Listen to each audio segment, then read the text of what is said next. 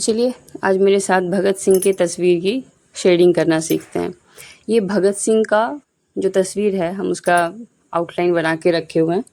अब इसकी शेडिंग करना सीखते हैं। तो इसके लिए बहुत ही जो नॉर्मल से सामान है उस सब का हम इस्तेमाल कर रहे हैं ताकि आप लोगों को ये ख़रीदने में या फिर उपलब्ध कराने में कोई मुश्किल ना हो। तो इसमें 8 लाइन की पेंसिल्स हैं, मैकेनिकल पेंसिल है, पेपर स्टम्प है, नॉर्मल सा ये मेकअप ब्रश है जो मेकअप करने में इस्तेमाल होता है। मेकअप ब्रश के जो ब्रिसल्स होते हैं वो काफ़ी सॉफ्ट होते हैं इसलिए ये अच्छे होते हैं। बाकी ये डॉम्स का इरेज़र और एक कोई भी आप नॉर्मल सा शार्पनर रख सकते हो। बाकी अब स्टार्ट करते हैं।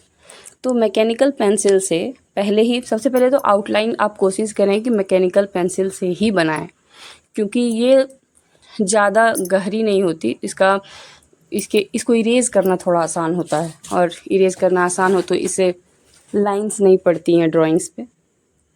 अब जो आँख के ऊपर का एरिया है ये हम लोग का डार्क होता है, जहाँ हमारी पलकें होती हैं। तो इसको 10B पेंसिल से पहले अच्छे से डिफ़ाइन कर लेना है, जैसा कि आप वीडियो में देख रहे हैं। 10B पेंसिल से डिफ़ाइन कर लेने का ये दोनों आँखों में करना है। तो पहले ये कर लेते हैं। ये रियल टाइम वीडियो है, बिल्कुल भी स्किप नहीं की हुई है। कहीं कहीं जहाँ पर बिल्कुल भी ज़रूरत नहीं है ज़्यादा समझने की, वहाँ ही बस थोड़ा सा स्पीड किया हुआ है। बाकी ये रियल टाइम वीडियो है ताकि आपको समझने में आसानी हो, आप सीख सकें। ये बिल्कुल बिगिनर फ्रेंडली वीडियो है। जो लोग बिल्कुल बिगिनर हैं, ज़्यादा जानकारी नहीं है ड्राइंग के बारे में, शेडिंग के बारे में बिल्कुल नहीं जानते, क्या यूज़ करना है नहीं जानते, ये बिल्कुल उनके लिए है। आप प्रॉपर ये वीडियो देख के समझ सकते हैं कि आपके लिए क्या अच्छा है, आपको क्या यूज़ करना चाहिए, कैसे आपको स्टार्ट करना है। ये मैकेनिकल पेंसिल से हम आँख की जो ये आई बॉल्स है, सबसे पहले तो इसमें जो जब भी हम कहीं भी किसी भी लाइट की ओर देखते हैं हमारे आँखों में उसकी प्रतिबिंब बनती है। तो हल्का सा उसके लिए जगह छोड़ के पूरी आई बॉल को इससे अच्छे से शेडिंग कर लेते हैं। और ये शेडिंग कर लेने के बाद ये आपको दोनों आँखों में अच्छे से शेडिंग कर लेनी है, ज़रा सा जगह छोड़ के।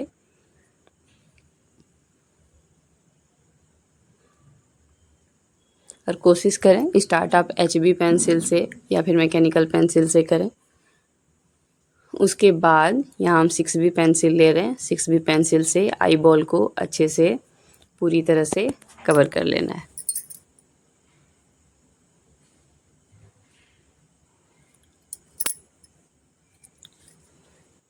ये दोनों आँखों में करना है। और जब ये अच्छे से हो जाए, और हाँ एक चीज़ का आप ध्यान रखें, जब आप ड्राइंग करते हैं तो आप अपने हाथ के नीचे कोई कागज़ या कोई प्लास्टिक शीट रख लें ताकि आपके हाथ से वो पेज बिल्कुल भी गंदा ना हो या ख़राब ना हो। पेज रख लेने के बाद आपके हाथ बार बार उस पेज पे आएंगे तो फिर उससे ड्राइंग ख़राब नहीं होगी। तो ये रखना नेसेसरी है। बाकी अब शेडिंग शुरू करते हैं। तो यहाँ HB पेंसिल मैंने ली हुई है। HB पेंसिल से पूरी ड्राइंग को मैं यहाँ फ़िलहाल भगत सिंह के फोरहेड को सेट कर रही हूँ। और ये पूरी अच्छे से शेडिंग जब हो जाए उसके बाद आपको इसको सबसे पहले तो जब आप शेडिंग करो तो आपके हाथ जो हैं वो बहुत ही लाइट वेट होने चाहिए। आपके हाथ का प्रेशर ज़्यादा नहीं होना चाहिए। शेडिंग करते वक्त आपका हाथ बहुत ही स्मूथली वर्क करना चाहिए। जितना हो सके उतना कम प्रेशर डालें, जितना हो सके उतनी लाइट शेडिंग करें ताकि वो ब्लेंड कर देने के बाद दोबारा आप उस पे लेयर्स चढ़ा सको और वो स्मूथ दिखे। अब यहाँ मेकअप ब्रश से हम इसको ब्लेंड कर रहे हैं। ये ब्लेंड हो जाने के बाद उसके बाद आप इस पर टिश्यू पेपर का इस्तेमाल कर सकते हैं इसको स्मूथली ब्लेंड करने के लिए। तो इसको मैंने स्मूथली टिश्यू पेपर से ब्लेंड कर लिया है। अब उसके बाद कोई भी डार्क पेंसिल 6B 8B जो भी आपके पास हो उससे जो डार्क एरियाज हैं, क्योंकि भगत सिंह ने हैट पहना हुआ है तो उनके हैट की वजह से जो उनके फोरहेड के पास का एरिया है वहाँ पे उसकी शेडिंग आ रही है, तो इससे वो डार्क दिख रहा है फोरहेड के ऊपर का भाग। तो इसको 4B 6B इन पेंसिल से डार्क कर सकते हैं। अब हेड के एरियाज़ को डिफाइन करते हैं। हाँ, अब चलिए चलते हैं आईब्रोज़ पे। आईब्रो बनाने पे बहुत ज़्यादा ध्यान देना है।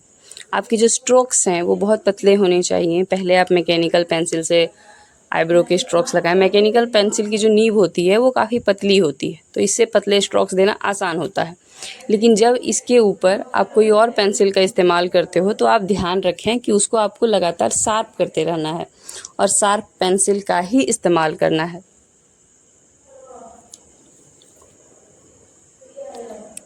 अब दोनों साइड से जब आईब्रो कंप्लीट हो जाए तो इसके ऊपर कोई डार्क पेंसिल का इस्तेमाल करें। जैसे ये 6B पेंसिल का इस्तेमाल हम कर रहे हैं फ़िलहाल, तो 6B पेंसिल को अच्छे से शार्प कर लिए हैं। उसके बाद आईब्रो को अच्छे से डिफाइन करें। आईब्रो के हेयर्स आपको रेफरेंस पिक्चर पे देखने हैं कि आईब्रो के जो हेयर्स हैं वो किस डायरेक्शन में गए हुए हैं, और जितने भी हेयर्स जिस डायरेक्शन में गए हुए हैं आपको प्रॉपर उस चीज़ को ऑब्जर्व करके ड्राइंग पे उसके ही अनुसार आपको बनाना है। अब दोनों आईब्रोज भी कंप्लीट हो चुके हैं। अब उसके बाद इसको थोड़ा सा ब्लेंड कर लें ताकि जो खाली एरियाज बचे हुए हैं वो कवर हो जाए।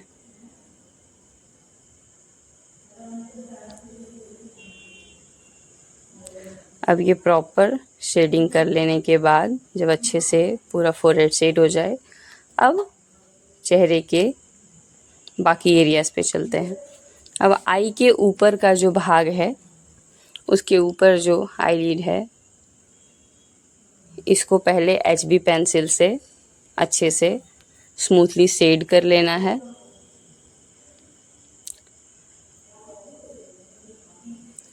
शेडिंग हो जाने के बाद, क्योंकि आईब्रोज और आई के बीच का जो एरिया होता है वो थोड़ा डार्क होता है, फोटो पे मोस्टली वो एरिया डार्क दिखते हैं क्योंकि उस साइड लाइट प्रॉपर नहीं पड़ पाती, वो परछाई आ जाती है, इसलिए वो डार्क दिखता है। तो उसको प्रॉपर पेंसिल से, डार्कर पेंसिल से उस एरिया को डिफाइन कर लेना है। अब चलते हैं पूरे फेस की शेडिंग की ओर। आपको पूरे फेस की शेडिंग किसी भी HB पेंसिल या मैकेनिकल पेंसिल से पूरे फेस को अच्छे से शेड करके भर लेना है। इसे यहाँ धीरे धीरे मैं मैकेनिकल पेंसिल से पूरे आई के ऊपर के एरियाज़ को शेड कर रही हूँ। आपको इसी प्रकार से पूरे फेस को अच्छे से भर लेना है।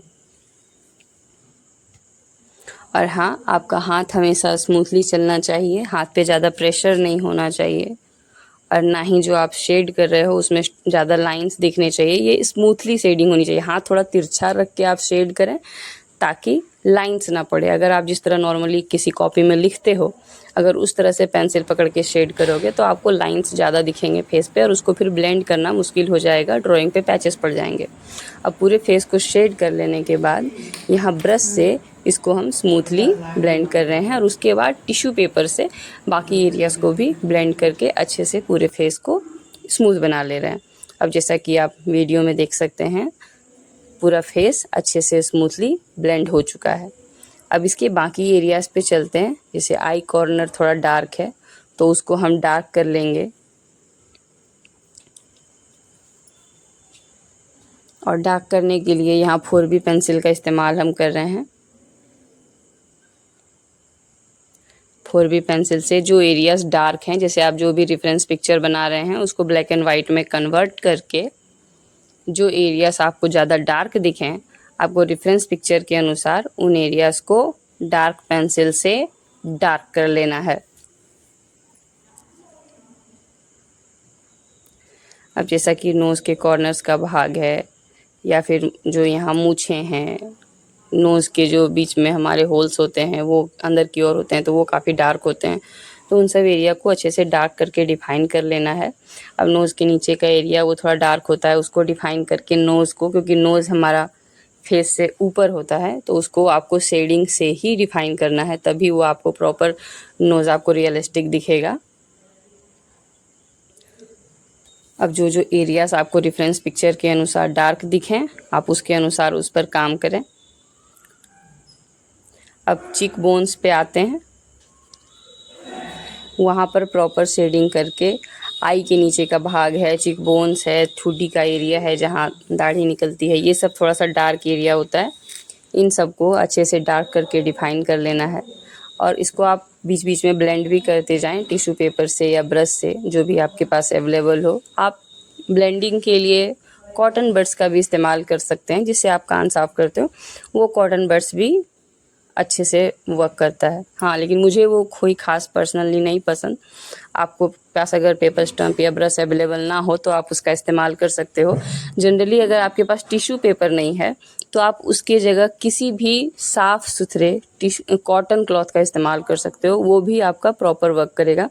कॉटन क्लॉथ बहुत स्मूथ होना चाहिए, जो कपड़ा आपके पास स्मूथ हो आप उसका इस्तेमाल करें, वो सही से वर्क करेगा।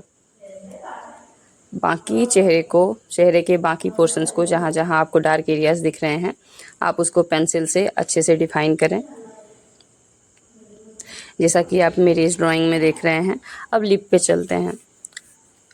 यहाँ मैकेनिकल पेंसिल का ही हम इस्तेमाल कर रहे हैं लिप की शेडिंग के लिए। अब यहाँ लिप की शेडिंग मैकेनिकल पेंसिल से एक लेयर इस पे हो चुका है। शेडिंग कर लेने के बाद इसको ब्रश से स्मूथली ब्लेंड कर लेंगे। दोनों लिप के बीच में जो पार्ट होता है, जो दोनों लिप को अलग करता है, वो डार्क होता है। दोनों लिप के बीच का भाग, तो उसको डार्क रखना है ताकि दोनों लिप प्रॉपर दिखें। अब ब्रश से ब्लेंड कर लेने के बाद अच्छे से जिस लिप पे भी जिस एरिया में आपको डार्क साइड्स दिखें, और क्योंकि लिप में हमारे बीच बीच में लाइंस होते हैं, आप अपने लिप को अगर ध्यान से देखो तो बीच बीच में, जैसे जब ठंड के दिनों में हमारे लिप्स फट जाते हैं तो वो और ज़्यादा लाइंस क्रैक हो जाते हैं, उस लाइंस को भी बीच बीच में दे देना है ताकि लिप रियलिस्टिक दिखे। अगर आप बिल्कुल प्लेन दे देंगे तो वो उतना रियलिस्टिक नहीं दिखेगा। बाकी इसको ब्लेंडिंग स्टम्प से अच्छे से ब्लेंड कर लेंगे।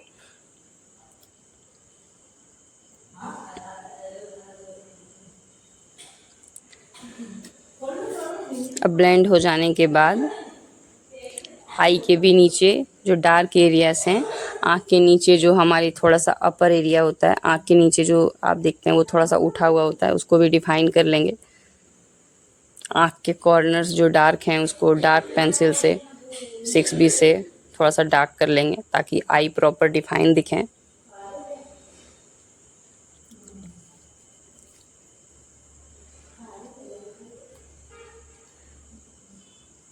आई का भी काम लगभग हो चुका है। अब इसको स्मूथली कंप्लीटली ब्लेंड करने के बाद अब जो नीचे ठुड्डी के पास दाढ़ी एरिया होती है, क्योंकि भगत सिंह की फ़ोटो में दाढ़ी नहीं है ज़्यादा, तो बहुत ही स्मॉल लाइंस, ताकि बस लगे थोड़ी दाढ़ी की तरह दिखे, बस छोटी छोटी लाइंस हम यहाँ दे रहे हैं। बाकी मूंछ इनकी काफ़ी डार्क है, तो आप इसको 10B पेंसिल से या 8B पेंसिल से उसे डार्क कर लें ताकि वो मूंछ प्रॉपर उभर के आए। जैसा कि आप मेरी ड्राइंग में देख रहे हैं, जैसा कि मैंने किया हुआ है, आपको यही टेक्निक्स अपनी भी ड्राइंग में इस्तेमाल करनी है। बाकी लिप के नीचे जो दाढ़ी है छोटी छोटी, वो देनी है।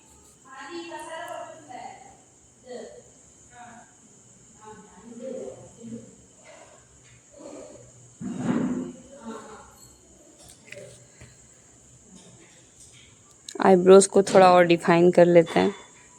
बाकी दाढ़ी की एरिया को, जहाँ छोटी छोटी आपको दाढ़ी दिख रही हैं, वो भी आप क्लियरली डिफाइन कर लें।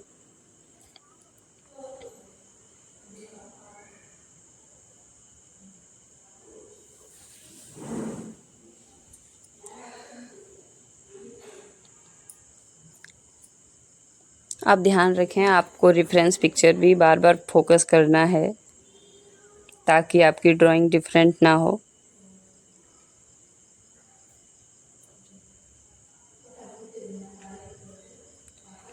अब फाइनली मैंने यहाँ पूरे फेस की और नेक की शेडिंग कर ली हुई है। आप देख सकते हैं नेक और फेस अब क्लियर शेड किया हुआ है। अब आते हैं शर्ट के पास। शर्ट के पास नेक और शर्ट के बीच में जो गैप है वो काफ़ी डार्क है, क्योंकि वहाँ लाइट नहीं पहुँच पाती, इस वजह से वो एरिया डार्क दिख रहा है। तो इसको पहले 2B पेंसिल से, उसके बाद 10B पेंसिल से इसको कम्प्लीटली कवर कर लेना है।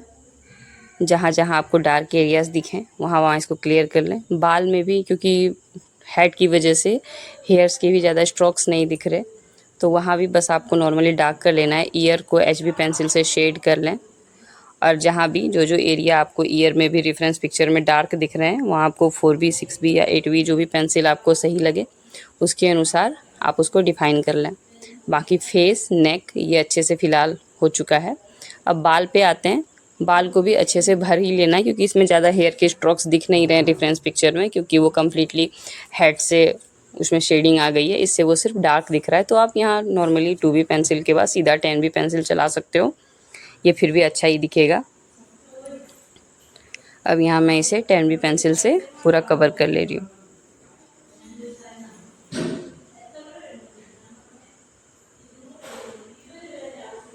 अब ये हो जाने के बाद अब जो ईयर की एरियाज़ हैं जहाँ डार्क दिख रहे हैं, डार्क एरियाज़, उसको डार्क पेंसिल से कम्प्लीटली डिफ़ाइन कर ले रहे हैं।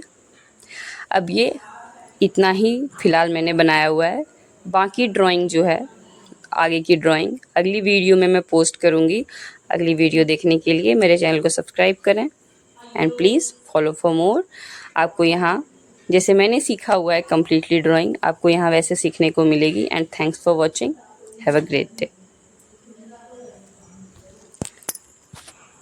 आई होप आपको वीडियो अच्छी लगी होगी, आपके लिए हेल्पफुल होगी। नेक्स्ट वीडियोस भी आपके लिए काफ़ी हेल्पफुल होंगे।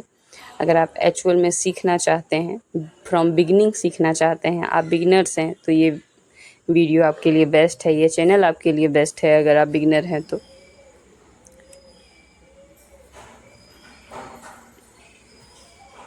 ओके, तो मिलते हैं नेक्स्ट वीडियो में। आई होप वीडियो हेल्पफुल रही हो।